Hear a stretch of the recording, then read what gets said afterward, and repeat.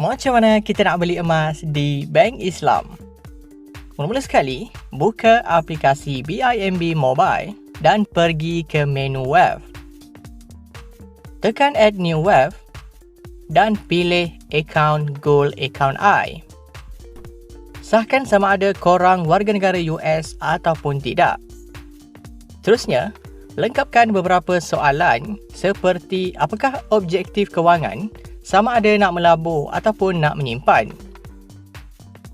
Untuk bahagian seterusnya, korang kena isi maklumat cukai sekiranya korang ada pengalaman bekerja di luar negara.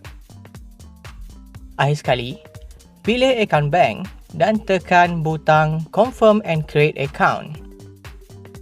Selepas berjaya buka akaun, kita perlu buat pembelian emas pertama. Hanya perlu masukkan berapa amount yang kita nak beli. Minimum pembelian ialah serendah RM10. Langkah terakhir, sahkan transaksi dan kita telah pun berjaya membeli emas di Bank Islam. Okey, itu sahaja untuk video pada kali ini. Kalau korang nak dapatkan lebih banyak video berkaitan dengan Bank Islam, korang boleh komen dekat bawah. Bye-bye.